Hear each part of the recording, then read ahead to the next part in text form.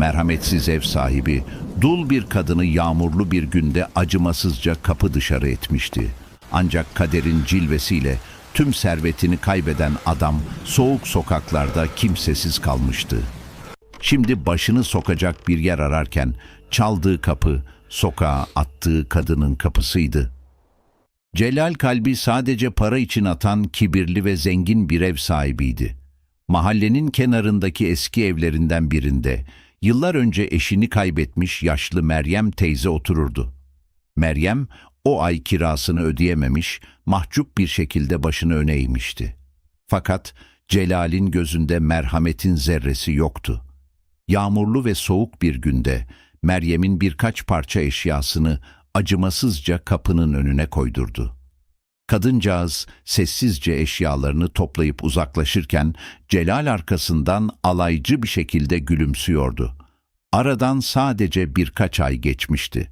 Celal'in büyük şirketinde işler beklenmedik şekilde ters gitmeye başladı ve yatırımları birer birer eridi. Yaptığı hatalar sonucu tüm mal varlığına el konuldu. Bir zamanlar lüks içinde yaşayan o kibirli adam bir anda beş parasız kalmıştı. Yatacak yeri dahi olmayan Celal, soğuk ve rüzgarlı bir gecede sokaklarda çaresizce yürümeye başladı. Adımları onu şehrin uzak ve mütevazı bir mahallesine sürükledi. Üşümüş ve yorgun düşmüş bir halde ışığı yanan küçük bir gecekonduya yaklaştı. Çekinerek ahşap kapıyı çaldı. Kapı yavaşça açıldığında Celal gözlerine inanamadı. Karşısında duran kişi aylar önce sokağa attığı Meryem teyzeydi. Meryem karşısındaki bitkin ve başı öne eğik adama baktı. Yüzünde ne bir öfke ne de bir kin vardı. Kapıyı sonuna kadar açıp dışarıdaki soğuktan kaçması için eski ev sahibini içeri davet etti.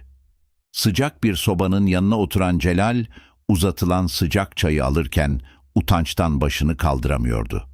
Bir zamanlar sahip olduğu büyük servet onu kurtaramamıştı ama hor gördüğü bir kadının merhameti onu ısıtmıştı. İlahi adalet, kibirli bir kalbi en zayıf gördüğü kişinin kapısında dize getirmişti. Kimseyi gücüne veya servetine güvenerek hor görme, çünkü hayatın dengesi aniden değişebilir. Dün sokağa attığın insanın, yarın sığınacağın tek kapı olmayacağının hiçbir garantisi yoktur. Cümle: İlahi adalet er ya da geç tecelli eder ve kibirli kalpleri en umulmadık yerde merhametle terbiye eder.